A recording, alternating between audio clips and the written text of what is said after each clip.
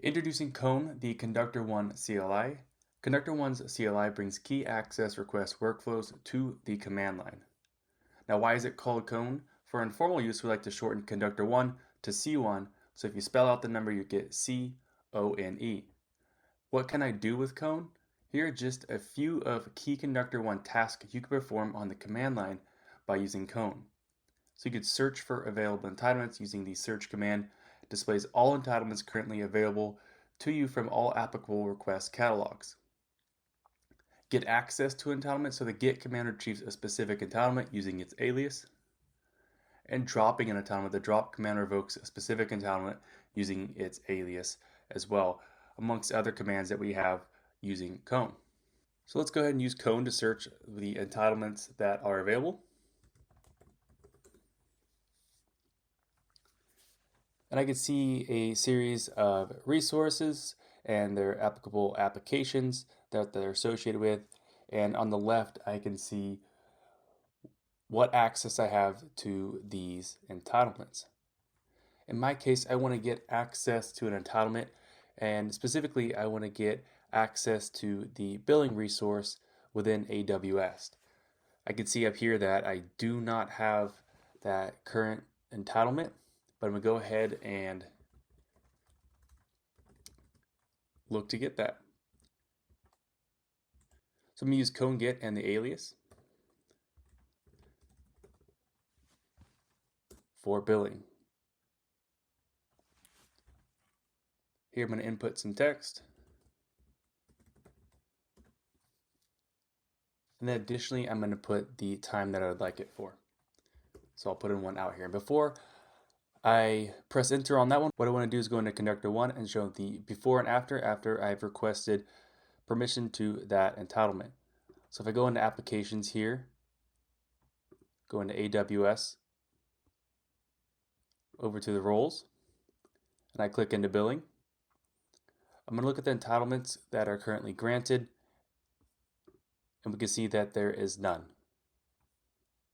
Additionally, if I go into my requests,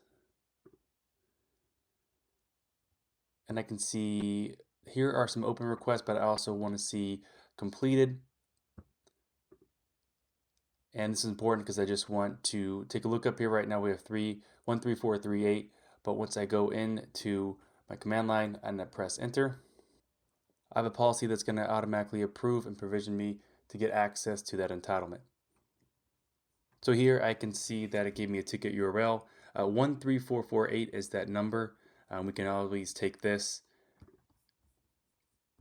and if I refresh, go to completed, we see that 13448 is listed there.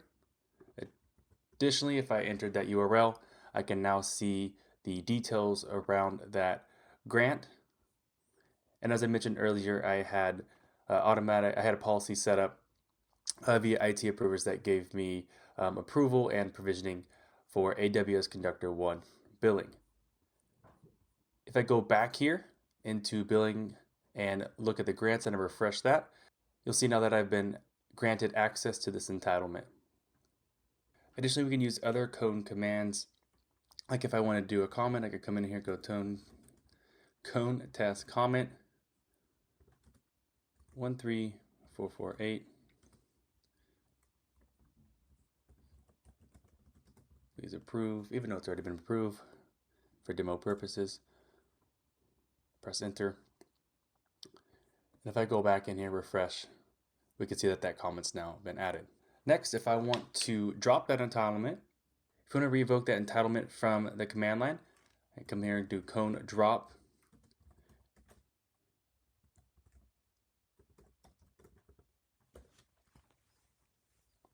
I will now see that that entitlement has been revoked. If I come back in here and I go back to the billing where the entitlements grants are listed, I can refresh that and it is no longer available. To mirror what we did in the command line, if I were to do this inside of ConductorOne's UI, go to request access, find the AWS app, the resource, which was billing. I needed it for an hour. Why is this access needed? I'll put demo. I'll submit that request. Go take a look at it. again, automatically approved and provisioned because of the policy that I have set up. If I go back to the billing resource, I can see that the entitlement has now been granted.